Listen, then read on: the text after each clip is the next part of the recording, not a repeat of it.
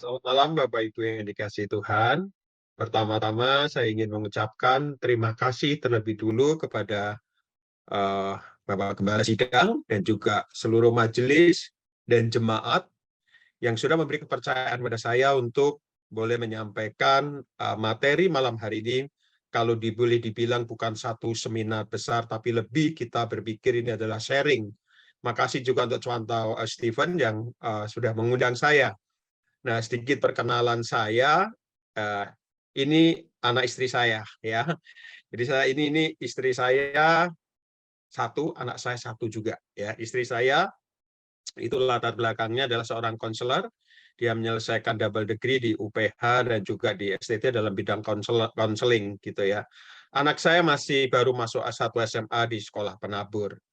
Nah, saya sendiri latar belakang saya bukan seorang Kristen. Saya ini adalah seorang yang dididik dengan keluarga Muslim yang sangat taat. Ya, papa saya dulu biasa menerjemahkan Al-Quran, ya, bukan bahasa Mandarin tapi bahasa Al-Quran. Kakek nenek saya seorang khotib, itu pengkhotbah masjid gitu ya, yang dari pihak mama gitu. Nah, kakek saya yang nomor satu itu masih dakwah. Nah, saya bersyukur bahwa saya dimenangkan di gereja tempat saya itu nggak ada orang Kristen, dimenangkan oleh satu gereja. Saya bertobat melalui Gereja Bethel Indonesia. Ya, di GBI itulah saya dibentuk melayani Tuhan. Tahun 92 saya menyerahkan diri menjadi hamba Tuhan, sekolah di FTT Iman, lalu melanjutkan di Sekolah Tinggi Teologi Reform Injili. Ya, jadi saya ini boleh dikatakan lengkap. Dulu pertama keselamatan insya Allah, lalu keselamatan itu udah pasti, ya. Nah, itu satu hal yang buat saya anugerah sekali, dan bersyukur kepada Tuhan dalam pelayanan saya 20 tahun pelayanan di Gereja Santapan Rohani Indonesia Ling Liang Tang yang ada di Kebayoran Baru. Lalu selama 5 tahun saya ada di Gereja Gemim Kristus Manado, dan pada waktu itu karena setelah 5 tahun saya pulang lagi ke Jakarta, istri mengambil kuliah dan saya mengambil beberapa mata kuliah, tapi kemudian mertua saya tidak mengizinkan, ya. Istri saya ini asli dari Bangka Belitung, ya, dari Bangka. Jadi ketika kami balik Jakarta tidak diizinkan lagi. Nah, sekarang saya melayani di Gereja Kristen Kalam Kudus Kosambi baru 2 tahun, ya. Kebetulan ketika saya melewati 25 tahun, tadinya saya berpikir tidak akan masuk gereja lagi. Sekarang ini saya lebih banyak melayani melalui misi dan juga pembinaan-pembinaan. Tetapi hati saya tidak bisa lepas dari gereja. Dan ketika saya membeli rumah, pandemi persis, itu di Jakarta Barat, dan kebetulan dari rumah nggak jauh itu ada Gereja Kristen Kalam Kudus. Saya diminta ke sana untuk membantu, dan saya menerima baru 2 tahun. Itu sedikit perkenalan saya. Nanti Bapak Ibu, saudara-saudara, kalau ada mau bertanya tentang pertobatan saya, tentang pengenalan saya akan Kristus, itu saya akan bagikan di sana. Tapi hal yang menarik, saya selalu melihat bahwa tema malam hari ini berbicara persekutuan sejati umat Allah. Ini satu topik tema yang sangat-sangat tidak disenangi dan mungkin peminatnya juga kecil. Padahal ini adalah satu esensi di dalam kekristenan, bahwa persekutuan atau koinonia, salah satu panggilan gereja, yang sedikit sekali dibahas. Karena kita berpikir kalau kita sudah menjadi anggota gereja, kita sudah masuk di dalam satu komisi, kita berpikir kita sudah masuk di dalam sekutu tubuh Kristus. Tetapi apakah demikian? Nah, saya mencoba ketika balik ke agama saya yang lama, jauh kiranya itu adalah lebih erat ketika kita bicara persekutuan komunitas dengan agama saya yang lama dibanding di dalam kekristenan yang berulang kali menekankan tubuh Kristus. Dan saya rasa bukan kebetulan kalau malam hari ini saya bukan pakarnya, saya nggak expert di bagian ini, tetapi memang dari dulu saya senang di bagian pemuritan, karena skripsi saya pada waktu itu saya di tengah-tengah tentang pemuritan belum begitu terkenal. Tahun 96 saya menulis tentang discipleship, making church, gitu ya, bagaimana pemuritan itulah sebenarnya menjadi satu tonggak atau dasar bagi gereja. Dan sejak itulah saya membina komunitas-komunitas. Dan saat ini saya juga melayani, baru 1 tahun melayani di Kalimantan Barat. Misi saya tergerak di sana. Ada satu bagian dulu tempat kerusuhan orang-orang Madura dan orang-orang Dayak di Sentebang namanya. Nah, orang-orang Tionghoa di sana sangat kasihan dalam hal pendidikan, dan kami membuka pendidikan dengan mengirim guru-guru dari UPH yang kita biayai, yang kita didik. Kita berharap di pinggiran nanti orang-orang Tionghoa ini, dari anak-anak ini yang orang tuanya hampir mayoritas 90% Buddha, tidak berpendidikan itu kelak memiliki kualitas pendidikan setara dengan anak-anak yang ada di kota. Dan kami sudah berjalan di tahun kedua, bersyukur kami sudah kirim sekitar 10 guru yang terus kita bina. Jadi itu perjalanannya 8 jam dari Pontianak, sehingga kadang-kala saya mengalami keletihan, capek, bisa tidur di jalan saja gitu ya. Sampai sana balik lagi begitu. Itu satu sedikit pengalaman saya dalam melayani. Nah, hari ini kita akan membahas satu topik tadi tentang persekutuan. Mari kita mendasarinya satu bagian firman Tuhan. Saudara, saya senang sekali dari kitab Filipi ini, satu kitab yang ditulis di dalam penjara, tetapi di dalam bagian sana justru yang pertama, begitu banyak hal, Paulus tidak menceritakan penderitaannya, tetapi bagaimana Paulus begitu banyak mengulik tentang panggilan di dalam koinonia, persekutuan, dan diakonia ini nanti kita lihat. Kalau kita melihat bahkan di pasal 2, di sana Paulus pun memakai satu analogi atau satu membahas tentang nasihat supaya bersatu dengan memakai Kristus yang berinkarnasi. Dan di situ kita nanti melihat apa sih sebenarnya yang dimaksud persekutuan. Apakah persekutuan kita di persekutuan wanita, bapak, atau persekutuan doa, itu sudah bisa dibilang persekutuan. Mari saya akan membacakan di dalam pasal yang pertama saja, ayat 3-11, karena nggak mungkin kita baca seluruh surat ini. Kalau yang namanya surat, kita nggak bisa baca pendahuluannya saja, bukan? Yang namanya surat, kita harus baca dari awal sampai akhir. Tapi nanti Bapak Ibu sudah bisa baca sampai selesai ya. Tapi saya akan membaca pasal 1 sebagai perwakilan saja, ayat 3 sampai ayat yang 11. Demikian firman Tuhan. Aku mengucap syukur kepada Allahku setiap kali aku mengingat kamu. Dan setiap kali aku berdoa untuk kamu semua, aku selalu berdoa dengan sukacita. Aku mengucap syukur kepada Allahku karena persekutuanmu dalam berita Injil mulai dari hari pertama sampai sekarang ini.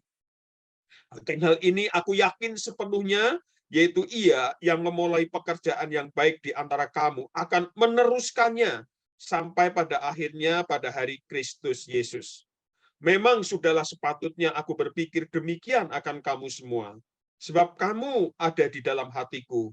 Oleh karena kamu semua turut mendapat bagian dalam kasih karunia yang diberikan kepadaku, baik pada waktu aku dipenjarakan, maupun pada waktu aku membela dan meneguhkan berita Injil. Sebab Allah adalah saksiku betapa aku dengan kasih mesra Kristus Yesus merindukan kamu sekalian. Dan inilah doaku, semoga kasihmu makin melimpah dalam pengetahuan yang benar dan dalam segala macam pengertian. Sehingga kamu dapat memilih apa yang baik supaya kamu suci dan tak bercacat menjelang hari Kristus. Penuh dengan buah kebenaran yang dikerjakan oleh Yesus Kristus untuk memuliakan dan memuji Allah. Amin. Saudara, saya akan memulai dengan satu kisah yang barangkali Bapak Ibu saudara-saudara pernah mendengar satu cerita kisah ini, dan kisah ini tidak mudah ditangkap begitu saja, kita harus menangkapnya. Pesan apa yang mau disampaikan?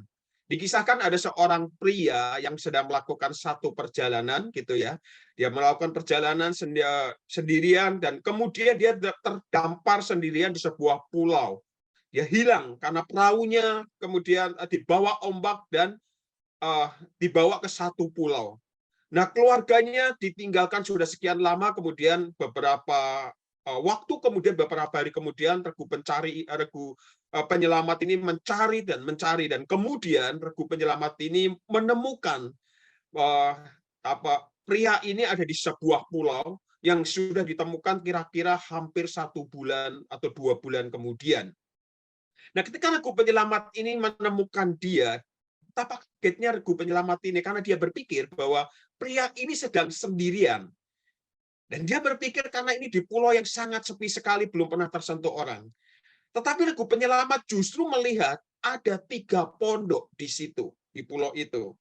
Lalu regu penyelamat ini bertanya kepada pria tersebut ketika menemukannya, tunggu dulu, sebelum kita naik ke kapal, sebelum kita meninggalkan pulau ini, ada satu hal yang membuat saya penasaran. Kenapa di sini engkau dirikan 3 pondok yang ada di pulau ini? Lalu pondok-pondok yang kedua itu milik siapa? Lalu pria itu menunjuk masing-masing pondok itu dan berkata begini, yang itu rumah saya, rumah tinggal saya. Dan yang sana itu gereja saya. Jadi dia sendirian bikin gereja rupanya.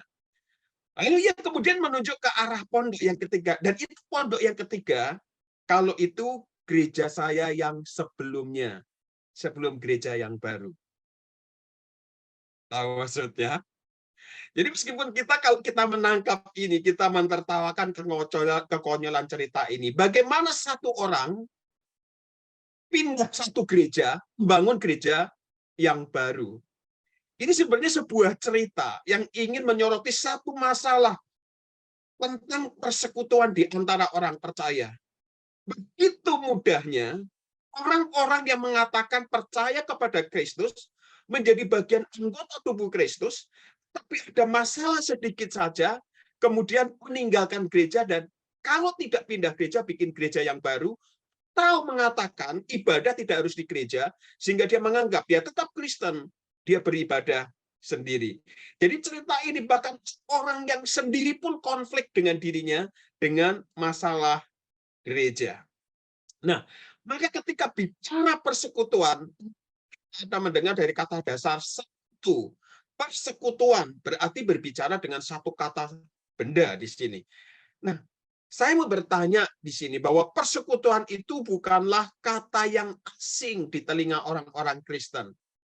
Tadi berulang kali contoh Stephen mengatakan kita ada ikut persekutuan doa, ada persekutuan remaja, persekutuan pemuda, persekutuan ibu, begitu betul ya? Ada persekutuan rumah tangga. Tapi pertanyaan saya begini, kira-kira kata apa yang langsung muncul di pikiran kita begitu kita mendengar kata persekutuan? Silakan yang mau menjawab. Apa yang muncul di pikiran Bapak, Ibu, Saudara ketika mendengar kata persekutuan? Kira-kira kata apa yang muncul? Lebih dari satu orang. Lebih dari satu orang. Lalu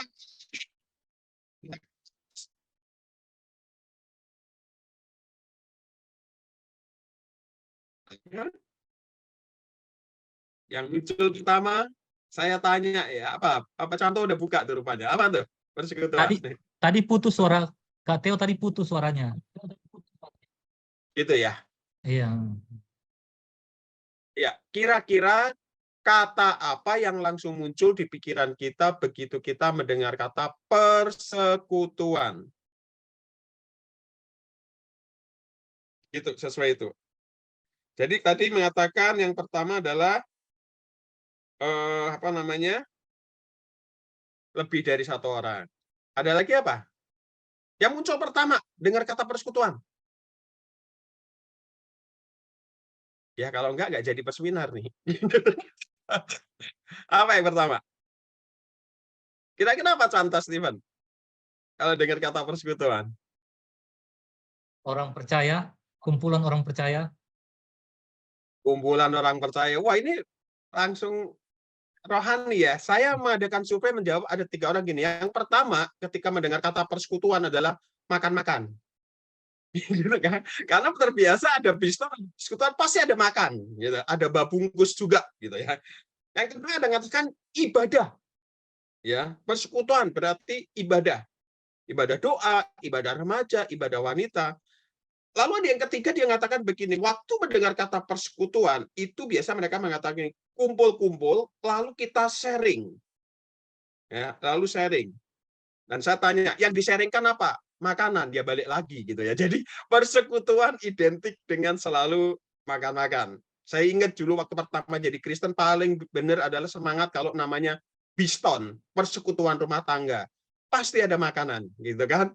Nah, itu yang ada di dalam diri kita. Jadi kira-kira kalau ditanya persekutuan itu apa, jawabannya itu macam-macam.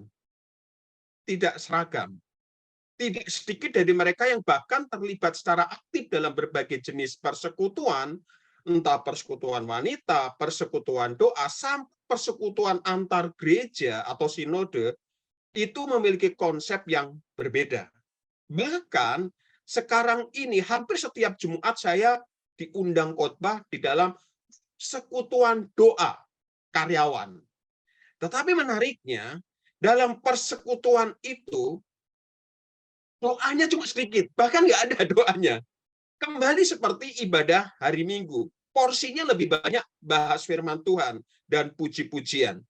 Jadi persekutuan ini mengisyaratkan bahwa hal yang menarik, orang itu menginginkan, tetapi kehilangan makna. Jadi arti persekutuan itu tidak lagi menjadi persekutuan, meskipun persekutuan doa, tetapi ironisnya bahwa tidak terjadi saling mendoakan, tidak saling terjadi mendukung dan sebagainya.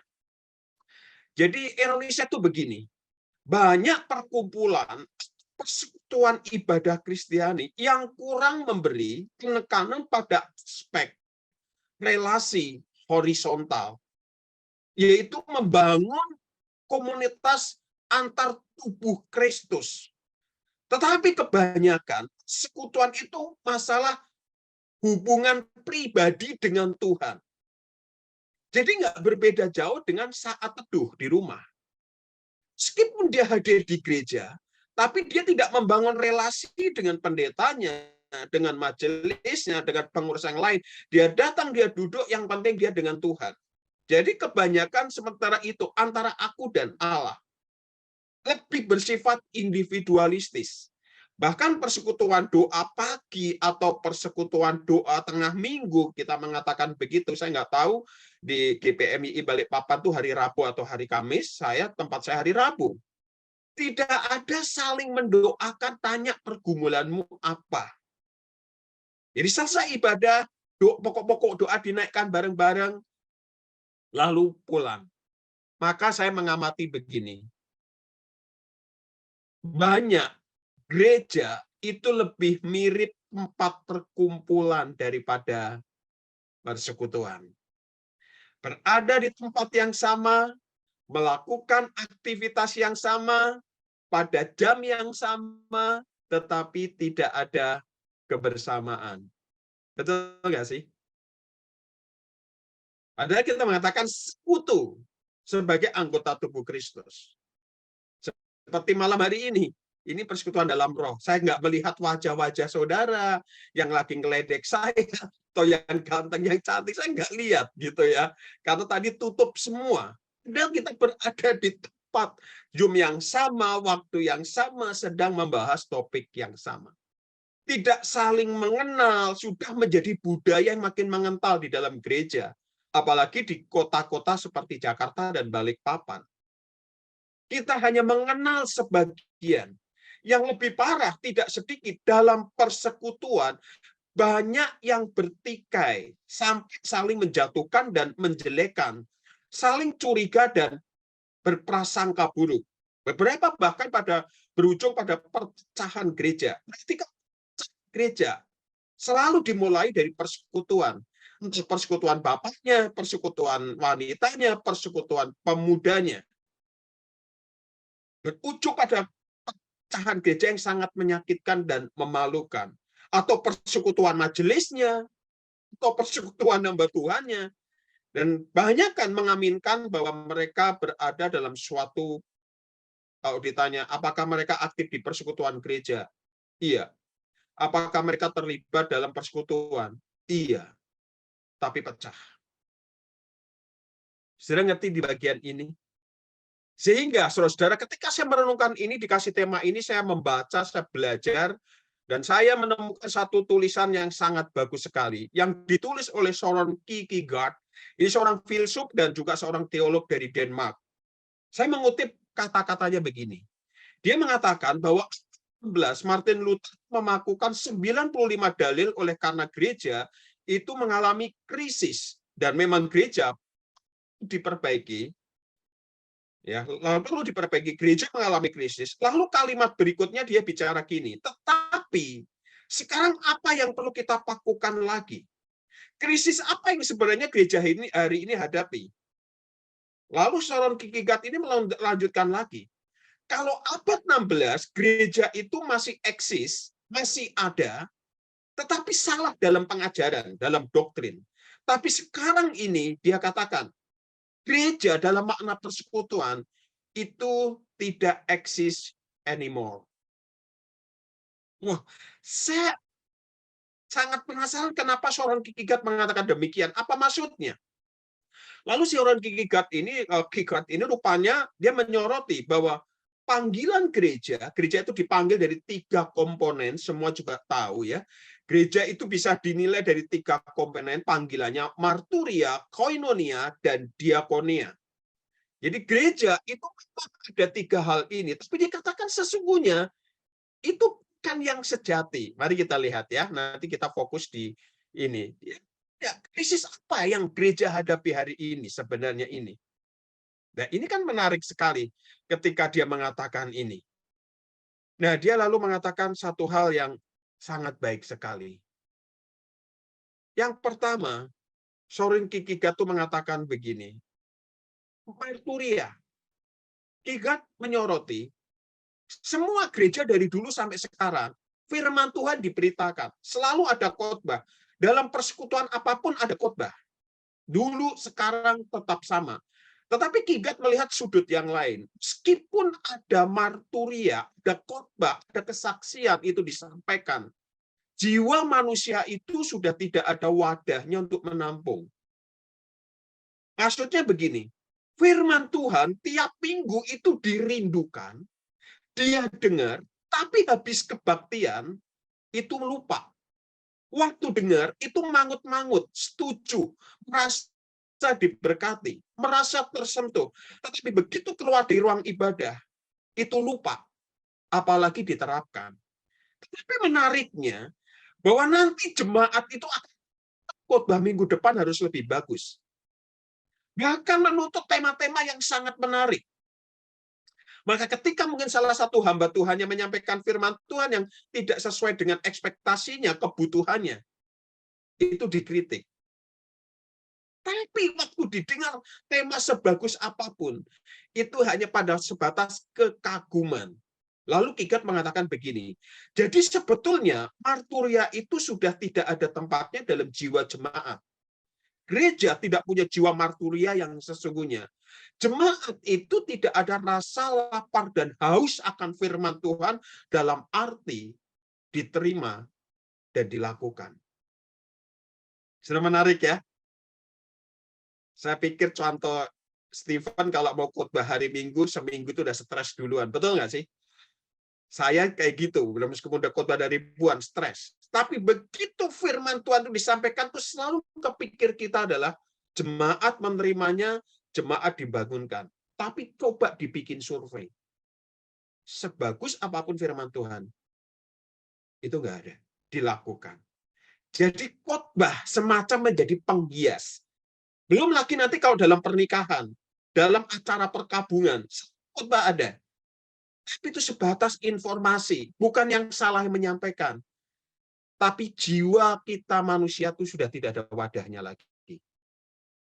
Yang kedua, diakonia. Kita lihat, bagaimana dengan diakonia? Diakonia atau diakon, artinya gereja adalah saling melayani.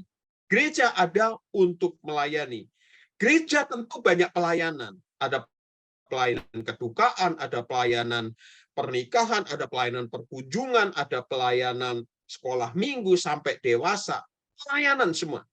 Tetapi menurut Soren Kierkegaard, pelayanan ini hanya pada tingkat agamawi yang sebetulnya ada untuk dirinya sendiri. Dan Soren Kierkegaard itu mengatakan, bertanya, betul gereja itu benar-benar melayani. Maka benar sesama anggota tubuh Kristus itu saling melayani. Misalnya, di dalam acara kedukaan, maka ketika salah satu jemaat itu ada yang meninggal, seluruh jemaat itu datang dalam kedukaan, tidak membeda-bedakan siapa yang meninggal. Misalnya ada satu jemaat, maaf ini, seorang jemaat biasa yang miskin, meninggal, dan salah satu mungkin pentolan gereja itu yang meninggal pada waktu yang sama. Di mana yang paling banyak datang dalam kedukaan itu? Bulan yang lalu, Kami baru kehilangan seorang pelayan yang suspek saya sudah sangat lanjut usia. 4 hari kebaktian penghiburan itu nggak muat. Tapi ironi, karena 3 minggu sebelumnya ada jemaat biasa yang meninggal, yang datang rata-rata hanya hamba Tuhan dan beberapa majelis dan temannya saja. Sepertinya saudara akan mengatakan, ya maklum. Tapi ketika bicara di tubuh Kristus, Soron Kierkegaard mengatakan, apakah ini yang namanya pelayanan? Bagaimana setelah nanti pasca kedukaan? Apakah keluarga itu tetap dilayani? Misalnya yang miskin tadi sendirian, dikunjungi, dihibur, dan sebagainya. Ternyata tidak. Dan Soron Kierkegaard mengatakan, jadi apa ini pelayanan? Melayani siapa sebenarnya? Orang yang sungguh-sungguh mendoakan dia, memegangi tangannya. Sepakat itu semua orang yang dalam kedukaan tadi dilakukan itu. Nah, ini yang muncul dalam pikiran Kierkegaard, yang saya rasa ada betulnya. Diakonia, kelihatannya ada, tapi nggak ada. Saudara, ini saya ketika masih jadi muslim, saya ingat kakek saya meninggal tuh, saudara. Namanya ada 7 hari. Yang namanya malam, orang Jawa bilang tuh malam tahlilan itu 7 hari itu jumlahnya nggak berkurang. Mau orang miskin, mau orang kaya hadir mensupport. Tetapi jiwa di dalam gereja bicara persekutuan. Kita harus menerima kritik dari Soron Kierkegaard ini. Gagal. Dan ini yang kita bahas malam ini. Koinonia, persekutuan orang percaya. Betulkah kita itu satu sama lain terhubung dan bersekutu? Kenapa? Oleh karena persekutuan itu merupakan gambaran kehadiran tubuh Kristus di muka bumi ini. Jadi gereja ini menjadi gambaran gereja yang nanti yang sejati ketika Kristus datang yang kedua kali, atau gereja nanti di Yerusalem baru. Jadi persekutuan hari ini menggambarkan tubuh Kristus. Jadi apa betul bahwa kita ini semua terhubung di dalam anggota tubuh Kristus satu sama lain? Kalau sering kita diajar oleh Paulus dalam surat-suratnya itu mengatakan bahwa kuping, tangan, kaki, telinga, mata itu terhubung semua. Ketika satu sakit semua merasakan sakit. Apa betul? Ketika misalnya salah satu jemaat di sini, nama yang muncul di depan saya ada nama Pak Debi Tandi dan Atak ini ya. Ibu Debi Tandi dan Pak Atak ini. Gumulan yang berat. Maka betul, yang lain itu ikut merasakannya. Yang sebenarnya kita sedang tidak bersekutu, lo gue. Seperti itu orang Jakarta bilang. Misalnya salam-salaman itu hanya satu upaya saja. Mari kita berjabat tangan, berikan jabat tangan minimal 10 orang. Apa betul saya itu punya kerinduan menjabat tangan dan saya merasakan getaran bahwa dia saudaraku dan dia saudariku. Kenapa Kierkegaard menyoroti lagi? Karena jiwa manusia itu sebenarnya tidak membutuhkan orang lain. Kita cukup punya 1-2 teman yang akrab saja di dalam gereja. Tetapi terhadap yang lain, apalagi dia tidak level, circle-nya, lingkarannya jauh dari kita. Kita tidak ingin bersahabat dengan mereka. Betul, kita ini yang berpendidikan misalnya, mau bersahabat dengan emak-emak yang jualan misalnya cabai di pasar itu, kita bersahabat, lalu kita sering WA-an, chatan. Kita mengatakan tidak connect, bukan. Tapi bukankah antara kaki dan tangan kalau tidak dikonekkan oleh kepala. Dan kalau itu persekutuan berarti dikonekkan, dihubungkan dengan Kristus. Lalu Kierkegaard itu menanyakan satu pertanyaan begini. Sekarang ini koinonia atau persekutuan yang menyatukan kita dalam gereja ini terwujud dalam apa?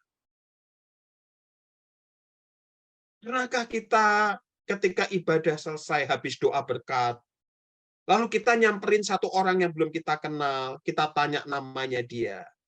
Lalu kita tanya, apa ada yang bisa didoakan? Tidak loh. Itu sama persis kalau kita habis nonton konser, nonton bola, selesai pulang semuanya. Nggak peduli pada yang lain. Kita hanya jabat tangan, Kita tertawa senyum kepada yang memang dekat dengan kita. Termasuk saya pun mengkritisi diri saya sebagai hamba Tuhan, yang katanya Bapak semua jemaat. Saya jadi ingat apa yang dikatakan oleh pendeta Beni Solihin. Beni Solihin pernah menyoroti bagian ini juga. Dia mengatakan bahwa gereja hari ini seperti mall. Tidak lebih bagus dari mall. Sebenarnya dia katakan gereja di mall itu bagus. Tetapi gereja yang ada di mall tidak boleh seperti mall. Apa contohnya? Tidak saling kenal, tidak saling terhubung. Apa yang terjadi di dalam gereja persis yang terjadi di mall. Lalu saudara bertanya, maksudnya apa nih Pak? Begini saudara. Kalau saudara pergi ke mall, itu karena apa? Nggak ada kan ke mall itu karena iseng. Sudah pasti ke mall itu ada kebutuhan. Bahkan paling buruk pun kebutuhan cuci mata kan gitu kan. Pasti ada kebutuhan. Tetapi minimal saudara akan ada sesuatu yang dibeli. Setelah saudara beli barang dari mall itu, dapatkan kebutuhan. Lalu apa saudara? Nggak nginep kan? Pulang. Nah, tapi kalau saudara beli sesuatu, setelah kebutuhan itu didapat, dibayar, nggak peduli kita dengan orang di sekitarnya. Perhatikan ini. Nggak perlu saudara lihat-lihat di kasir, mungkin saudara ketika melihat ada seorang ibu yang dia ambil barang, dia balikin lagi ambil barang, dengan wajah yang agak sedikit bingung, lalu saudara dekatin begini, Bu, ada apa Ibu? Ibu mau beli barang ini kurang. Ini pakai KTM saya dulu, pakai kartu kredit saya dulu, biar Ibu bayar. Nggak begitu, bukan? Kita cari kebutuhan kita, setelah kita dapat, kita pulang. Tidak peduli pada orang lain. Itu di mall. Tapi di gereja, kan tidak boleh seperti itu. Tetapi realitanya seperti itu. Orang-orang yang bersekutu di dalam gereja sudah seperti di mall. Tidak saling mengenal dan tidak peduli. Saya merasa, saudara, ada banyak orang yang datang ke gereja itu dengan berbagai pergumulan dan persoalan. Ada persoalan keuangan. Ada beberapa jemaat kita juga yang datang tanpa pekerjaan. Dia udah berdoa siang malam, berdoa dari minggu ke minggu, dia tidak mendapatkan pekerjaan. Lalu datang tiap minggu di bangku gereja. Dengan sedih, dengan meratap. Dia mau cerita dengan siapa? Dia melihat hamba Tuhan sibuk, majelis sibuk, minderlah dia. Dia pulang dengan beban dan masalah yang sama. Dan mereka ini bagian tubuh Kristus. Dan berkata, aku datang dalam persekutuan. Aku datang dalam persekutuan. Tetapi aku tidak terhubung. Dan tidak menghubungkan diri kepada. Sebenarnya ada banyak orang seperti itu keluar masuk gereja dengan berbagai persoalan. Barangkali bukan kebutuhan materi, tetapi butuh dukungan yang lain. Dan kita tidak peduli mereka. Dan dia tidak mau cerita karena malu. Bukankah kita juga demikian? Kalau ada masalah kita nggak berani cerita. Tetapi adakah kepekaan kita? Akhirnya gereja seperti mall, bukan? Sama-sama ada di dalam, tetapi tidak saling mengenal. Sama-sama punya kebutuhan, tetapi tidak saling menopang. Tidak ada persekutuan di antara sesama anggota. Semua terpisah-pisah. Sampai di sini rasa-rasanya membahas tentang persekutuan yang sejati. Makin jauh ya saudara-saudara ya. Lalu pertanyaan kita adalah begini. Apa sih persekutuan sejati umat Allah kalau kita udah lihat realita tadi, bahkan Kierkegaard, orang yang hidup di dalam ratusan tahun yang lalu, memberikan kritik yang demikian. Apa sih persekutuan sejati umat Allah? Apakah saya termasuk umat Allah yang sejati, yang menyekutukan diri kepada umat yang lain? Pertanyaan kita bukan melihat orang lain, lihat diri kita. Saudara, kalau mau jujur dengan keadaan yang ada, banyak persekutuan sebetulnya belum bisa disebut persekutuan dalam arti yang sesungguhnya, yaitu persekutuan umat Allah yang sejati. Dalam kaitan dengan konsep populer tentang persekutuan doa misalnya, kita hanya melihat sebagai satu sama-sama berdoa di dalam gereja. Kebersamaan dalam hal tempat, waktu, dan aktivitas. Tapi kita nggak peduli orang yang di samping kita. Saudara bayangkan kalau semua terhubung, di sebelah kita ada yang sedang berdoa, sedang mencari pasangan hidup. Bergumul sekian lama. Lalu saudara sedang bergumul dengan pasangan hidup saudara. Itu kan sebenarnya saling menopang. Satu, cari pasangan hidup. Satu, sedang bergumul meninggalkan pasangan hidup. Saudara bayangkan kalau itu terhubung. Tokat kita juga nggak peduli. Isi dalam persekutuan doa sama. Di persekutuan remaja juga udah bisa dilihat. Pujian, doa, firman, sudah. Selesai bubar. Ironisnya, mereka seringkali tidak mendoakan satu dengan yang lain. Sendiri, fokus pada Tuhan sendiri. So, arti persekutuan yang sesungguhnya sebenarnya. Kegandengan tangan seperti ini masih ada. Bukan sekedar formalitas. Tapi kita memang menggandeng saudara seiman kita. Kalau kita persekutuan memiliki satu kekuatan yang hebat. Nah, maka saudara, apa arti persekutuan? Maka kita kembali di dalam apa yang kita bahas malam hari ini. Saudara, kalau melihat dari sisi bahasa Alkitab atau bahasa Yunani Perjanjian Baru yang kita lihat dalam kitab Filipi, kata persekutuan itu menggunakan kata koinonia, secara hurufiah berarti berpartisipasi. Dan dalam bentuk kata kerja itu koinoneo, itu berarti mengambil bagian. Partisipasi atau mengambil bagian. Bentuk kata bersekutu itu berarti adalah mengambil bagian di dalam sesuatu. Kalau saya mengikuti persekutuan doa, persekutuan wanita, persekutuan dewasa, persekutuan pasutri, maka di situ saya mengambil bagian dalam sesuatu, berbagi hidup, life sharing. Nah, ada beberapa contoh di dalam Alkitab. Misalnya kata koinonia, koinoneo itu muncul ketika Paulus memuji jemaat Filipi. Di sana dikatakan, namun baik juga perbuatanmu bahwa kamu telah mengambil bagian dalam kesusahanku. Mengambil bagian di situ memakai kata koinoneo. Jadi muncul di sana Paulus memuji jemaat Filipi mengambil bagian dalam pelayanan Paulus, yaitu melalui bantuan materi yang mereka berikan ketika Paulus masih di dalam penjara. Nah, dalam jemaat Filipi, mereka mengirimkan orang untuk menjaga Paulus di dalam penjara dan memberikan bantuan material. Jadi ketika tahu Paulus mengalami kesusahan, seluruh jemaat ambil bagian. Utus seseorang untuk datang menemani Paulus dan memberikan apa yang dibutuhkan Paulus. Lalu Paulus mengatakan, kalian telah mengambil bagian dalam pelayananku. Mengambil bagian di situ adalah koinoneo. Jadi Paulus memberitakan Injil dan jemaat Filipi mengambil bagian memberi dukungan dalam pelayanan Paulus. Saudara, saya baru 2 tahun ada di Gereja Kristen Kalang Kudus Kosambi Baru. Lalu beberapa anak muda yang sebenarnya dewasa muda yang sudah tidak di gereja tempat saya sekarang ini, tapi kemudian kontak dengan saya, dan mereka sering tahu saya pelayanan ke misi ke daerah. Mereka lalu mengatakan begini, Pak Theo, saya belum bisa balik ke gereja, tapi suatu kali saya pasti balik. Saya mau lihat dulu Pak Theo bertahan nggak gitu.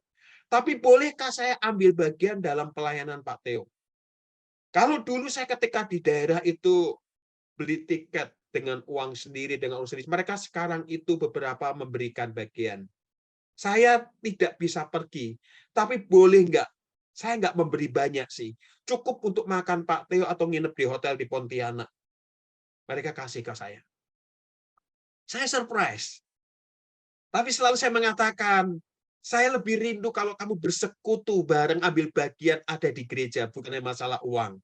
Lalu dia mengatakan begini, oh saya tiap minggu masih dengar khotbah lewat YouTube kok. Saya ikut kok lewat online. Ya, saya tahu dia punya persoalan, belum bisa terhubung dengan beberapa petinggi gereja. Tapi yang saya mau katakan, bahwa dia mengambil bagian. Lalu di dalam kitab Ibrani 2 ayat 14, ini kata koinonia yang sangat baik sekali. Karena anak-anak itu adalah anak-anak dari darah dan daging, maka ia juga menjadi sama dengan mereka dan mendapat bagian dalam keadaan mereka. Sehingga ayat ini, konteks ini berbicara tentang Yesus Kristus yang berinkarnasi menjadi manusia. Jadi mereka yang ada di dalam Kristus dapat bagian ini. Si dari kata in itu masuk, karena si karnal itu menjadi daging. Kristus menubuhkan diri, ambil bagian, mengambil sifat dari kita manusia ini, supaya bisa mati menggantikan kita. Dan di sini, kata koinoneo muncul di sana diartikan Kristus telah mengambil bagian dari natur kita, yaitu tubuh dan darah. Sebagai manusia kita memiliki natur tubuh dan darah, dan Kristus mengambil bagian di dalam natur kita. Kata kerja yang dipakai, koinoneo, atau bersekutu. Kristus bersekutu dengan kita. Kitab Yohanes membahas dia diam di antara kita, bersekutu, supaya ikut merasakan penderitaanmu dan penderitaanku, supaya bisa mengambil bagian untuk menderita di atas kayu salib, menggantikan dirimu dan menggantikanku. Yesus bersekutu dengan kita, bukan dari surga ngomong aku mencintaimu, tapi dia menyatu dengan kita. Dan kemudian kalau saya ambil contoh 3 saja, di dalam 1 Petrus pasal 4 ayat 13 mengatakan begini, tetapi bersukacitalah karena kamu menjadi bagian dalam penderitaan Kristus. Kamu akan bahagia dan penuh kegembiraan ketika kemuliaan ditujukannya ke dunia. Ini Petrus bicara di dalam konteks, di dalam akhir zaman ini. Banyak orang-orang Kristen yang mempertahankan imannya. Dia bertahan untuk pekerjaan dan pelayanan Tuhan. Itu mengalami kesulitan dan penderitaan, itu berarti mengambil bagian dalam penderitaan Kristus. Kita yang muncul bersekutu, kita bersekutu dalam penderitaan Kristus, dan Paulus menyebutnya nanti di dalam Filipi pasal 3 ayat 10. Jadi banyak sekali kata muncul di situ kata persekutuan. Sebenarnya saya mau katakan begini, dari semua contoh penggunaan kata koinoneo di atas, kita dapat menarik kesimpulan persekutuan yang sejati sebagai umat Allah itu mengandung arti yang lebih mendalam daripada yang sering kali kita pikirkan, yaitu cuma kumpul-kumpul di sana. Tetapi dalam persekutuan umat Allah sejati, di dalamnya ada partisipasi dalam pelayanan. Jadi ketika orang lain punya kegiatan, ketika orang lain mengalami kesulitan, ketika sesama anggota tubuh Kristus membutuhkan pertolongan kita, kita mengambil bagian dan berpartisipasi di sana. Kalau kita kembali di dalam konteks ini, jemaat Filipi itu melihat Paulus di dalam penjara, jemaat Filipi melihat Paulus berjuang mati-matian di dalam pelayanan, mereka mengambil bagian, memberi bantuan. Mereka bersekutu dengan semangat Paulus ini. Itu namanya partisipasi. Mengambil bagian kesusahan orang lain, dan persekutuan itu memberikan sebagian hidup dia. Itu dibilang life sharing. Sebenarnya gereja bicara persekutuan. Kadangkala ketika gereja mengalami satu pergumulan, yang stres pertama itu kan gembala sidang dan semuanya, lalu rekan hamba Tuhan, lalu majelis. Ada begitu banyak jemaat yang hanya menuntut dan mengkritik. Maka bicara persekutuan bukan bicara satu individu, tapi ketika kita sudah merasakan korbanan Kristus, Kristus yang sudah berpartisipasi mengambil bagian untuk menebus dosa-dosa kita ini, mengambil bahkan bukan bagian, seluruhnya, maka kita nggak bisa lari dari panggilan itu. Jadi saya mau simpulkan di sini adalah begini, persekutuan sejati umat Allah itu tidak hanya sekedar menjadi anggota dari satu gereja, hadir dalam suatu kebaktian atau persekutuan, bukan sekedar berkumpul bersama di tempat yang sama dan melakukan kegiatan yang sama. Kalau hanya itu, maka orang-orang yang ada di pasar juga sedang bersekutu, bukan? Tetapi yang di pasar sana itu saling bersaing dan saling menjatuhkan. Bukan saling menopang, bukan supaya untung sama-sama, tidak. Maka kalau spirit gereja masih seperti itu, maka nggak heran. Kalau tadi di depan saya mengatakan gereja tidak lebih daripada mall dan juga pasar. Tetapi persekutuan umat Allah bukan pasar dan bukan mall. Karena persekutuan umat Allah berarti satu sama lain itu mengambil bagian, berpartisipasi demi tumbuhan Injil dan kebangunan rohani. Maka saya akan cepat dari apa yang kita baca dari Filipi pasal 1 ayat 3-11. Ada 3 hal. Persekutuan yang sejati umat Allah. Itu yang pertama adalah adanya spirit setiap individu, yaitu aku mengingat kamu. Nah, sebenarnya di ayat 3 dikatakan begini, aku mengucap syukur kepada Allahku setiap kali aku mengingat kamu.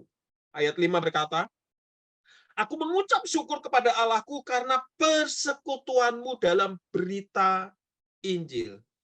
Bukankah sesuatu yang luar biasa bahwa Paulus justru memikirkan orang lain di tengah penderitaan dia di dalam penjara.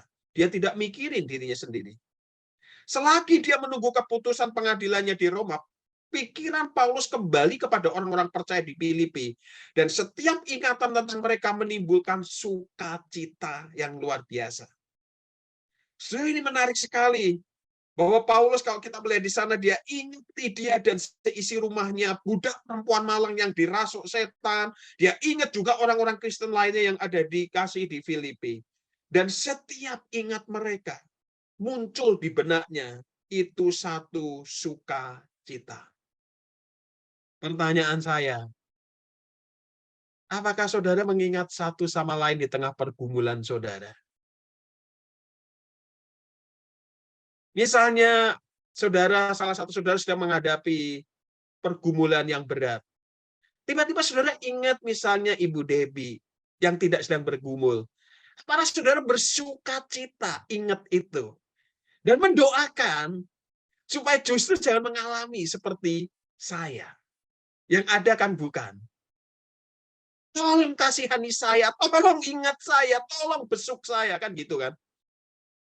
Saudara, tubuh Kristus ini, kalau saudara punya tangan kanannya itu sakit, saudara berdoa untuk ingat tangan kiri yang tidak sakit. Saudara mengharapkan dua-duanya sakit atau mengharapkan yang kiri nggak sakit? Maka Paulus berdoa di sana. Saudara, ini menjadi hal menarik. Maka pertanyaannya yang pertama, apakah saya seorang Kristen yang selalu ingat kesulitan saudara seimanku? Aku seorang yang selalu di mana saudara seimanku. Kita orang yang ingat ketika hari Minggu, saudara seiman saudara tidak muncul. Dan saudara langsung mendoakannya, tidak kepo. Oh, kamu nggak datang ke gereja sih? Memang kamu kemana? Enggak. Tapi saudara langsung mendoakannya. Semoga dia baik-baik saja. Baru kemudian WA, kamu tadi kok nggak ada? Saudara bayangkan kalau gereja di GPMII semua spiritnya seperti ini. Itu namanya persekutuan. Saudara, kalau persekutuan remaja, pemuda, pasutri, semua seperti itu luar biasa. Tapi kalau hanya sebatas persekutuan itu mengulang ibadah hari Minggu, jangan menuntut pasutri datangin orang banyak, pemudanya penuh, remajanya penuh, dan sebagainya. Karena nggak ada live sharing. Nggak ada. Yang kedua, Paulus mengatakan apa Paulus yang kedua? Kamu ada di dalam hatiku. Saudara, ini menarik di ayat 7 dan 8 dikatakan begini. Memang sudahlah sepatutnya aku berpikir demikian akan kamu semua, sebab kamu ada di dalam hatiku. Lalu di ayat 8, sebab Allah adalah saksiku betapa aku dengan kasih mesra Kristus Yesus merindukan kamu sekalian. Wow, ini saudara. Jadi kita perhatikan si Paulus yang tulus kepada teman-temannya jemaat di Filipi merupakan satu hal yang tidak bisa ditutup-tutupi dan yang disembunyikan. Dia bukan hanya ingat, tapi mereka ada di dalam hati kita. Kalau sudah lihat di sana, berulang kali ada 7 kali kata itu muncul kamu semua. Itu tulisan-tulisan Paulus. Ini mau menandakan betapa Paulus mengingat satu persatu di dalam hatinya.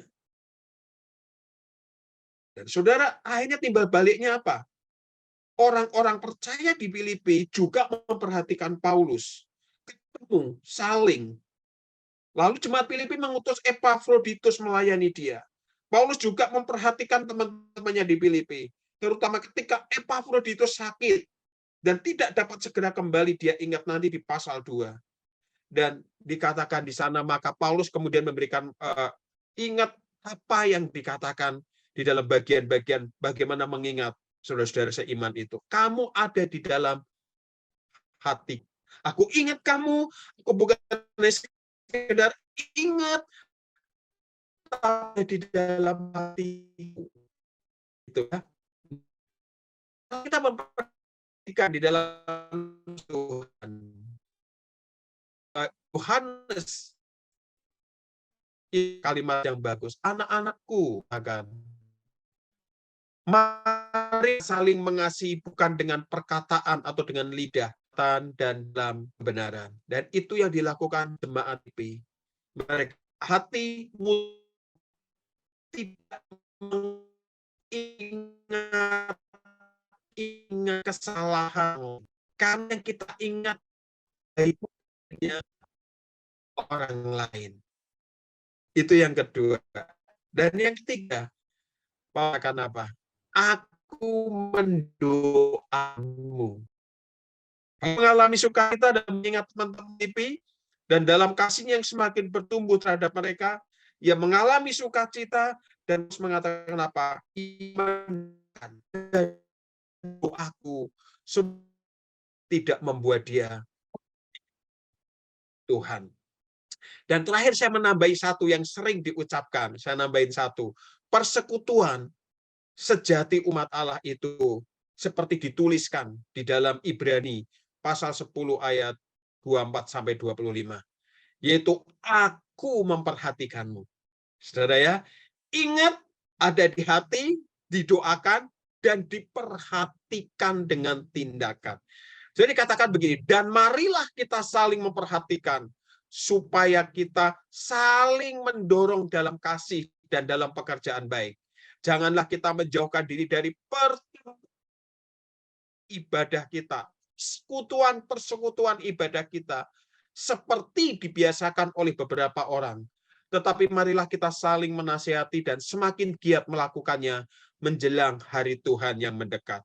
Saudara, bentuk sehat, bentuk perhatian adalah memberikan, yaitu apa? Mengajak bersekutu dan memberikan nasihat. Kalau saudara perhatikan, dalam terjemahan LAI, ayat ini dipisahkan dari ayat 24 dan ayat 25, sehingga seolah-olah bagian ini merupakan nasihat baru.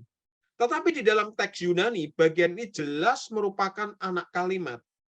Jadi intinya mau mengatakan apa di ayat 25? Jangan kamu menjauhkan diri, tetapi hendaklah kamu saling menasehati, saling memperhatikan di ayat 24. Dan kata memperhatikan di ayat 24 itu tidak terbatas pada pandangan mata. Memperhatikan bukan sekedar mengamati belaka, memperhatikan menuntut tindakan konkret. Yang saya mau katakan begini, ketika di dalam satu persekutuan ada gesekan, ada perbedaan, segeralah bertindak, karena kalau tidak, mereka akan tinggalkan persekutuan dan tidak kembali lagi. Dan ini sudah menjadi satu kebiasaan, maka penulis kitab Ibrani itu memberikan satu, jika sekutuan ini tidak diperhatikan menjelang hari Tuhan, ini yang menjadikan concern harusnya gereja. Jadi penulis Ibrani mau mengatakan apa? Bentuk perhatian pertama adalah jangan meninggalkan persekutuan. Kalau tanganmu sakit, kan tangan tetap melekat pada tubuh, supaya yang lain ikut merasakan. Kalau tangan kanan ini sakit lalu dipotong, dia nggak akan sembuh. Maka persekutuan umat Allah yang sejati adalah dalam persekutuan tubuh Kristus. Yang namanya gesekan, yang namanya perbedaan, yang namanya perselisihan, itu ada. Tapi mari seluruh anggota tubuh Kristus saling memberikan perhatian dan nasihat. Nasihat yang bukan manas-manasi, tapi yang membuat situasinya aman. Ya. Nah, supaya tidak meninggalkan. Jadi ada 4 hal yang saya tulis di sini. Persekutuan umat Allah yang sejati. Yang pertama apa tadi? Aku mengingat kamu. Yang kedua, kamu ada di dalam hatiku. Yang ketiga, aku mendoakan kamu. Yang keempat, aku memperhatikan kamu. 4 hal ini, kalau kita kerjain, kita hidupin, maka kritik dari seorang Kierkegaard, seorang filsuf dan teolog tadi, menjadi satu kritik yang kita bisa memberi jawaban. Apa yang kamu pikirkan tidak sebenarnya benar. Karena di GPMII, gereja tidak seperti pasar. Gereja tidak seperti mal. Gereja benar-benar anggota persekutuan tubuh Kristus. Dan sesungguhnya, kalau sudah demikian, orang itu akan berkata, ini baru gereja. Dan dia akan masuk menjadi bagian kita. Kiranya ini sedikit sharing dari saya, bukan satu ceramah, bukan satu menasihati, tapi ini ada keresahan saya yang sudah lama, bahwa gereja, saya melayani di berbagai gereja, pergumulannya sama, persekutuan hanyalah sebuah perkumpulan, karena tidak saling berbagi, tidak mengambil bagian, tidak ada partisipasi, bahkan untuk mencari orang melayani pun sulit sekali. Tapi mereka mengatakan, aku anggota tubuh Kristus. Hadir di persekutuan, tapi mereka tidak pernah menyekutukan diri. Mari setiap kita sekarang ini bukan melihat orang lain, tapi lihatkah dirimu. Apakah aku selalu berkata kepada jemaat yang lain, aku ingat kamu. Apakah kita orang yang selalu mengatakan, kamu semua ada dalam hatiku. Dan yang ketiga, apakah kita selalu mendoakan mereka.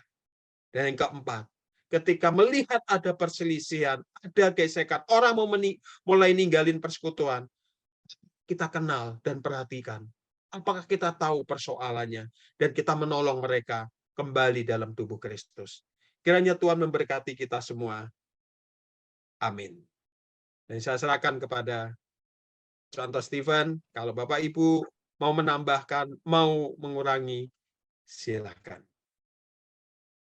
Ya, terima kasih Kak Theo untuk materinya yang sudah disampaikan.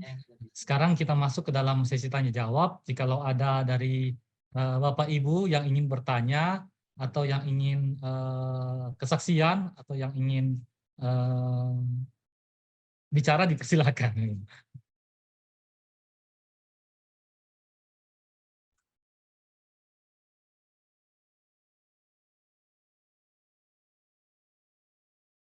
Debbie? Ya. Oh ya, silakan Pak. Selamat malam, Pak Tio. Iya, malam. Tadi Pak Tio Supaya ada satu statement atau satu kata-kata itu di mana Pak Tio kan sudah keliling di mana gereja-gereja semuanya artinya sebagian besar lah sudah persekutuan ini, ya katakanlah seperti mall, seperti pasar gitu. Nah, Jadi saya juga begitu, saya sudah keliling juga, lebih banyak juga keliling juga, tapi di dalam keluarga. Nah, keluarga itu Hmm. gitu juga. Keluarga itu seperti semacam perpustakaan gitu loh. Jadi masing-masing ya lihat gadget aja masing-masing gitu di dalam rumah tangga gitu. Nah, sekarang kira-kira mungkin kita Pak Tio ada statement bagaimana bisa menyelesaikan sebenarnya apa yang dunia atau sudah terjadi seperti itu. Terima kasih. Terima kasih Pak untuk sharingnya dan juga penegasannya ya. Sebenarnya ini merupakan satu persoalan yang mesti dari mana kita urai. Tapi saya menemukannya adalah kalau tadi Bapak ada singgung dari keluarga, adalah kita mulai dari keluarga. Bagaimana setiap kita keluarga tadi 4 hal tadi ya. Kamu ada di hatiku, oh, aku ingat kamu, kamu dalam hatiku, aku mendoakanmu, aku memperhatikanmu. Dimulai misalnya keluarga kita ada yang belum saat teduh. Misalnya keluarga kita mengalami persoalan, tidak saling menghakimi. Dan kemudian mengingatkan bagian masing-masing. Seperti anak saya misalnya, dia tidak terlalu senang ikut persekutuan remaja gitu ya. Karena bagi dia tadinya itu dia senangnya ibadahnya di gereja reform gitu. Nah, dia masuk di gereja yang sekarang ini pakai band, sekarang itu kurang nyaman gitu dia. Ah, saya nggak mau. Oh enggak, kamu remaja. Kalau kamu nggak suka, bagaimana kamu akan memberi dampak? Nggak ada yang salah dengan band. Nggak ada yang salah dengan khotbah yang disampaikan yang mungkin tidak seperti ekspektasi kamu. Yang menjadi salah kalau kamu adalah tidak memahami bagi yang lain. Karena yang lain nyaman kok. Gitu. Nah, akhirnya dia mulai masuk. Awal-awal berapa bulan dia hanya diam duduk. Hanya duduk pulang, belum selesai dia pulang. Masuknya nanti pas mulai. Tapi sekarang mulai sudah engage dengan yang lain. Dia mulai bercerita. Dia mulai memberi masukan. Nah, termasuk papinya kalau khotbah di remaja itu diberi masukan. Tidak semua bisa nangkap kayak gini. Saya rasa itu sesuatu yang baik, sesuatu. Nah, kita mulai mengatakan, enggak, you di remaja harus ikut persekutuan remaja. Itu circle kamu. Berikan dampak. Kalau semua keluarga sudah seperti ini, ada orang mengatakan gereja keluarga kuat, gereja kuat kan. Tapi berapa banyak kemudian ya gereja juga mengulang dosa yang sama, tanda kutip, bikin persekutuan pasutri, tapi tema-temanya tidak berkenaan dengan keluarga. Yang dibahas khotbah lagi, nggak ada live sharing. Ya akhirnya bosan, mereteli orang Jawa bilang, hilang lagi. Begitu Pak. Jadi kalau kita menyelesaikan dari mana, saya rasa di sini perlu terus disuarakan dari mimbar, supaya dimulai dari keluarga. Ketika keluarga, saya memulai di keluarga adalah family altar, sangat ketat. Kami di Jakarta itu bangun mesti jam 5, karena sebelum jam 6 harus sudah tinggalin rumah. Macet. Anak saya sekolah di Penabur, kira-kira sebenarnya jaraknya cuma 15-20 menit lah. Tapi karena pagi dia harus extend waktu. Apapun alasannya nggak ada, tetap kita family altar 15 menit. Kalau kamu bangun kesiangan, itu resiko. Gitu. Bukan karena saya keluarga pendeta, bukan. Tapi saya ingin memulai dari situ. Jadi family altar wajib gitu. Apa isi family altar?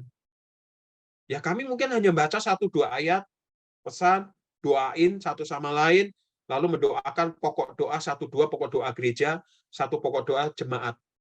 Kita bawa. Saya menanamkan kepada anak saya, you hidup nggak sendirian. Ada yang lain. Saya mungkin tidak bersama-sama anak saya terus, mungkin saya akan mati duluan. Tapi anak saya akan tertanam. Istri saya juga demikian, gitu. Saya rasa saya hanya memberikan tip itu, Pak, yang memang kalau dilakukan di dalam setiap keluarga belum tentu mudah. Apalagi yang sudah terbiasa, nggak saling sharing kayak gitu. Tapi kalau tidak dimulai, ya gereja akan terus berada dalam kondisi. Hidup kita ini kan semakin hari semakin selfish. Layani aku, perhatiin aku, tolong ngerti aku, besukin aku. Gitu kan, bener nggak sih? Kita kan ya. Doakan aku. Coba kalau lagi ada persoalan titip pokok doa, tapi udah selesai juga nggak mau mendoakan. Maka tapi tubuh Kristus itu tercapai. Maka Soren Kierkegaard tadi mengatakan 3 panggilan gereja. You mau reformasi dari mana? Orang gerejanya aja udah, makna gereja udah hilang gitu. Itu kalau saya simpulin gitu. Gitu ya Pak ya. Mungkin tidak memuaskan jawabannya tapi perlu direnungkan gitu. Terima kasih, Pak Tio. Terima kasih Pak. Ya, Kak Theo, ada yang direct Ya. message ke saya. Dia bertanya begini, jika jemaat sudah nyaman dengan persekutuan via Zoom, bagaimana kiat-kiat Bapak Pendeta untuk membuat jemaat mau kembali ikut persekutuan secara fisik? Saya berulang-ulang ngomong di gereja begini. Kenapa akhirnya diadakan itu pakai Zoom? Karena situasinya sedang terjadi krisis, yaitu pandemi. Begitu bukan? Lah, kalau gereja itu tubuh Kristus, kalau tubuh ini sakit, yang biasa makan nasi Padang, waktu kita sakit, kita makan apa? Dipaksa makan apa? Bubur. Enak nggak dari makan nasi Padang, makan bubur? Atau nasi kuning lah ya, di Balikpapan nasi kuningnya enak soalnya. Makan bubur. Tapi kalau nggak enak namanya sakit kan terpaksa. Nah sekarang kan udah sembuh. Itu alasan pertama. Yakin mau makan bubur terus. Itu namanya nggak waras. Yang kedua, yang paling penting adalah bahwa embody, Kristus aja harus menubuh dengan kita. Sekutuan itu menubuh. Dengan muka ketemu. Kristus bisa nggak menyelamatkan dari surga? Bisa. Dia harus menjadi bayi di tengah kita. Sekutuan tubuh Kristus juga seperti itu. Kayak saya sedang bicara dengan siapa kan saya bilang tadi. Ini 98% kan tidak, saya nggak kenal. Wajah. Paling nggak kalau kenal wajahnya, mungkin saya ingat, oh saya pernah ketemu di mana ya gitu. Sangat gak nyaman.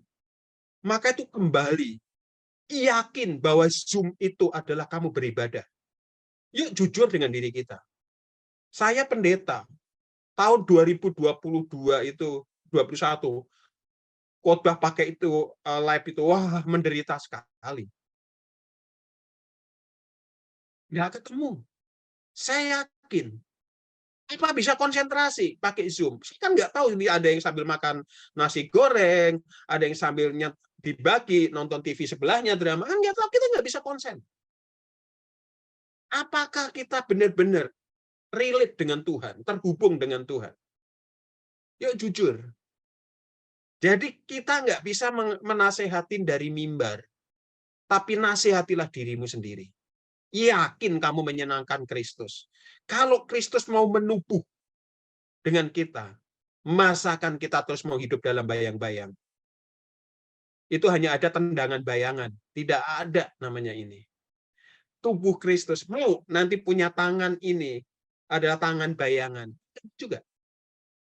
Nah ini kan situasinya udah selesai. Waktu kita mulai sehat, yang tadinya makan bubur, seharusnya kita cepat-cepat beli nasi Padang, nasi kuning. Kan gitu ya.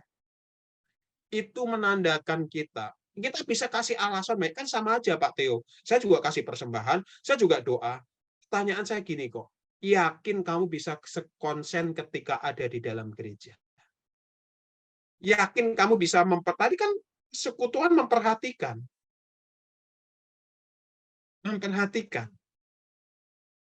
Jadi begitu Pak Steven.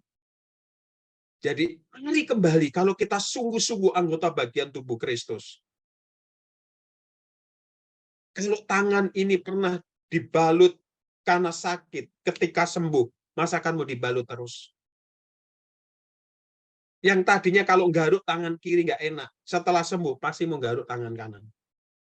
Itu analogi karena gereja diibaratkan sebagai anggota tubuh Kristus. Mari bapak-bapak, ibu-ibu yang masih senang dengan live streaming, kalau jemaat saya suka gini, oke, kalian nggak kemana datang. Nanti kalau ada kematian, pemakamannya juga lewat Zoom. Ya kan? Lu nyemplung sendiri deh di kuburan gitu kan. Kalau ada pernikahan juga pakai Zoom. Berkatnya, mau? Fair-fairan dong. Itu kembali ke itu. Wah, maka jemaat kami sudah 90% lah. Tapi masih kita kasih ada YouTube karena yang tinggal di luar kota pengen kembali dengan khotbah-khotbah dari gereja kita. Atau cara yang paling ekstrim gereja, tiadakan Zoom dan live. Berani nggak? Gitu ya. Kalau mau diadakan ini, salah satu gereja yang saya nasihatin, Pak, kita nggak bisa hilangin YouTube, Pak. Ya udah, kalau gitu rekaman khotbah baru di broadcast itu di hari Senin. Ada saya punya beberapa teman itu ya teman karena jemaat lain. Dia kalau ibadah itu minggu sebelum tidur. Jadi dia jam 9 ibadah. Nanti habis itu tidur. Seharian jalan-jalan kemana-mana. Dia setel itu YouTube yang tadi live. Nanti kalau pujiannya membosankan, dia cepetin langsung ke firman. Persembahan dia tetap transfer. Saya bilang, kamu gila nanti. Aku bilang. Nanti kamu juga kalau minta surga, surganya kasih di YouTube aja, mau nggak? Nah, ini bertobat ya. Gitu. Banyak. Jadi pergumulan ini hampir setiap gereja mengalami. Karena kata nyaman tadi. Dan hati-hati dengan kata nyaman. Karena memang salah satu hal yang membuat nyaman itu kedagingan kita. Dan daging itu yang harus disalibkan. Jawaban saya seperti itu dan mungkin tidak memuaskan bagi mereka yang puas dengan mengikuti live streaming maupun Zoom. Tapi saya sebagai hamba Tuhan, saya tegas membicara itu. Thank you. Ya, oke. Terima kasih Kak Theo untuk jawabannya. Masih ada lagi Kak rekan-rekan yang ingin mengajukan pertanyaan atau sharing pengalaman?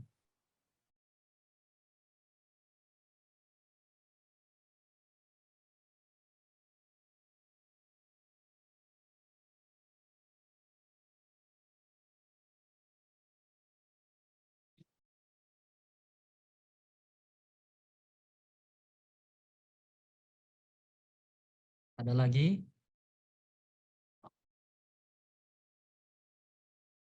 Oh, masih ada Kak Theo yang Ya. direct message ke saya. Jadi apakah lebih baik kalau persekutuan secara hybrid yang ikut banyak atau fisik tapi yang ikut sedikit? Maka tadi saya mengatakan yang ikut sedikit itu karena alasan memang tidak bisa, karena atau mencari kemudahan. Kan tadi pertanggungjawabannya pribadi.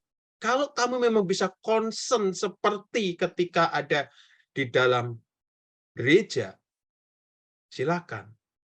Tapi apa iya ada jaminan? Itu pertama. Yang kedua, yang namanya bersekutu bukan masalah dengar firman Tuhan. Persekutuan, kita menyatu dengan yang lain. Situasinya sudah memungkinkan. Saya rasa kalau tidak ada pandemi, nggak ada Zoom, ibadah. Maka pertanyaannya, pernah nggak pikir, kalau Tuhan izinkan tuh lagi mau, ya udah, Zoom lagi aja, tapi pandemi gue datangin lagi gitu. Buat saya nggak pernah takut untuk orang tidak datang ke gereja. Itu tanggung jawab dia kok. Saya sebagai hamba Tuhan, Pak Stephen tahu dulu di Manado saya kerasa kayak apa kan. Ingat kan, orang telat ke gereja udah lama, nggak usah masuk, saya bilang. Kristus menyelamatkan kita tidak main-main. Masakan kita main-main. Mungkin karena saya bertobat dari agama lain yang untuk mendapat selamat itu mesti bayar harga yang mahal gitu kan ya. Buat saya adalah, yuk jemaat belajar dewasa. Saya rasa tema malam hari ini adalah tema yang tidak kebetulan. Ini tema memang gereja lebih banyak terjadi perkumpulan. Ya, kalau perkumpulan gitu kan, perkumpulan jalan pagi. Kalau kita nggak senang ya udah, wah hari ini nggak bisa jalan kaki, nggak bisa jalan gitu kan. Perkumpulan apa? Kita nggak ada satu konsekuensi atau resiko yang kita tanggung kalau kita nggak datang, bukan? Tapi gereja kan namanya persekutuan, tubuh Kristus. Koinonia, berpartisipasi, ambil bagian. Itu tadi. Bahkan Kristus harus ambil bagian dengan darah dan tubuh kita. Jadi, apalah artinya ditonton puluhan ribu kalau kita nggak pernah menyatu. Ya kan? Kita juga nggak tahu, nggak kenal kan? Maka saya bilang Pak Steven kan, saya sebenarnya sudah mulai, ini mungkin satu yang saya terima, saya mulai Zoom nggak mau terima undangan seminar Zoom, nggak mau. You undang aja yang bisa datang gitu, yang dekat gitu. Bukan saya nggak mau melayani, nggak enak gitu rasanya. Tapi sekali-kali juga boleh. Tadi saya bilang kan di awal, kalau cuma PA misalnya anggota kita, care group kita kan ada anggota-anggota gitu. Ya sekali-kali boleh. Tapi lepas dari itu enggak. Jadi kembali Pak Steven, kita nggak bisa mengatakan memberikan pilihan lebih baik. Nggak ada yang baik. Nggak ada yang baik. Nggak ada yang baik. Karena Tuhan juga nggak mengharapkan kita ikut semua gitu. Tuhan tuh lebih senang kalau ikut itu memang panggilan dari hati. Kalau kita memang dari hati, berapapun harganya. Jadi ingat aja tadi, kamu ada, aku ingat kamu. Kamu ada dalam hatiku, ya kan? Aku mendoakan kamu. Aku memperhatikan kamu.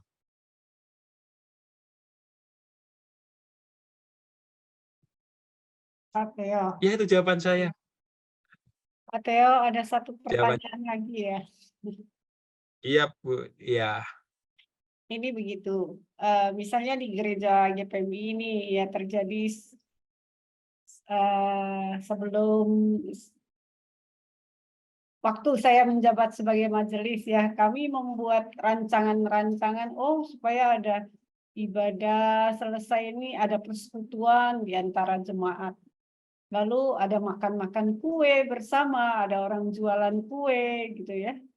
Jualan kue kami beli, minum. Jadi ini terjadi sangat indah sebenarnya ya. Selesai ibadah itu orang bisa beli kue, makan duduk bersama, makan-makan. Tapi terkesan jadinya gereja ini jadi seperti pasar gitu. Cuma ada persekutuannya, baiknya terjadi persekutuan, jemaat bisa saling duduk-duduk bersama, ngobrol gitu. Apakah itu merupakan sesuatu yang rancangan kami yang salah atau bagaimana? Melalui tema persekutuan itu, apakah seperti gitu persekutuan yang diinginkan Tuhan? Gitu. Jadi bukan langsung pulang, jemaat pulang, tapi ada kebersamaannya gitu. Kebersamaan. Iya, betul. Saya senang Ibu menegaskan, memang yang diinginkan Tuhan itu adalah di antara satu dengan yang lain itu terhubung. Caranya macam-macam. Caranya macam-macam. Ya, tapi misalnya makan tadi, iya membuat kita cerita, walaupun nggak bisa cerita semuanya. Tapi paling nggak kesempatan untuk sharing.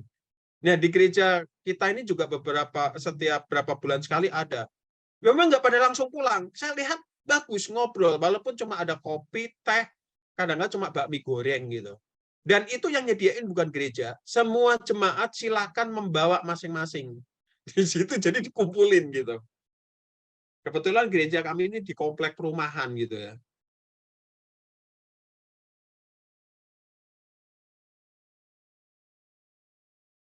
Itu Ibu. Jadi itu diinginkan Tuhan kok. Namanya anggota tubuh Kristus kok. Berkumpul. Apalagi kalau lihat gereja mula-mula. Perhatikan nanti. Saya tadinya terpikir membahas gereja mula-mula itu. Tapi sudah sering dibahas. Dan saya melihat ketika membaca buku kritik dari Soron Kikigati ini bahwa sangat relevan dengan kondisi gereja hari ini.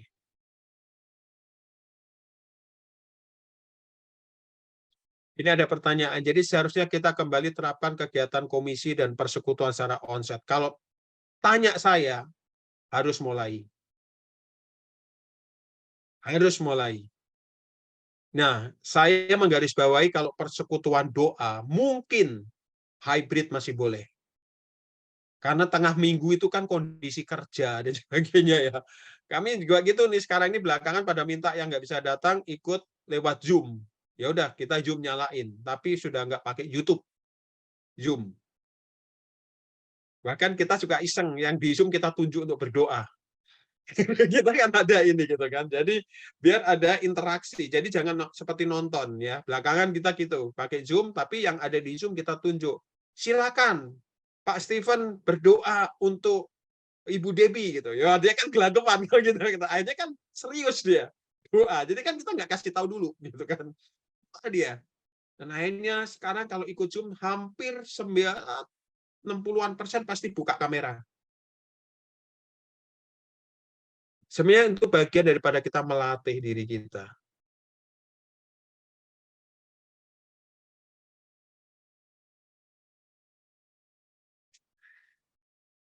Apa ada lagi? Jadi Ya. Bapak Ibu Saudara, jawaban ini tentu bukan sesuatu yang saklek ya. Apa yang saya pikirkan tentu nggak mudah Bapak Ibu terapkan. Tapi minimal ada yang bisa kita menjadi satu patokan. Itu sebabnya saya menyampaikan apa yang ada di dalam firman Tuhan. Gitu. Jadi intinya persekutuan itu harus ada di dalamnya, ambil bagian dan berpartisipasi. Kalau itu semua sudah bergerak, maka inilah sebenarnya gereja akan mengalami pertumbuhan. Gitu.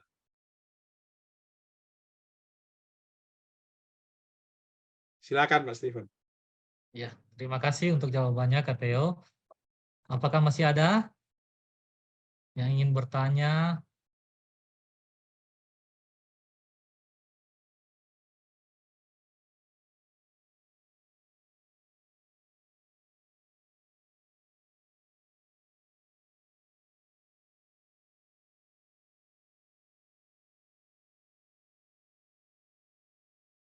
Kok Atak masih bertanya? Masih ingin bertanya?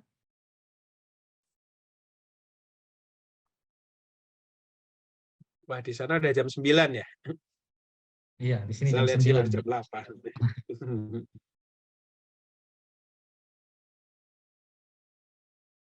Sudah nggak ada ya kayaknya?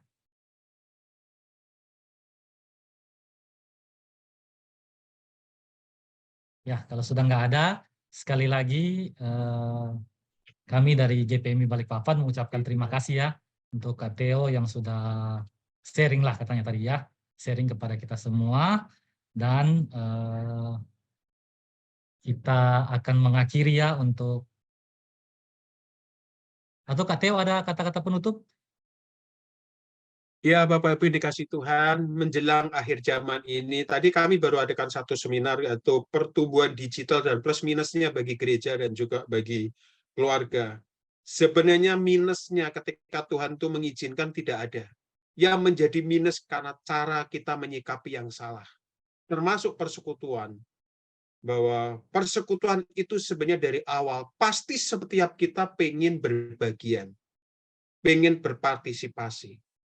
Tetapi barangkali yang menjadi penghambat kita untuk tidak menyatu dengan orang lain adalah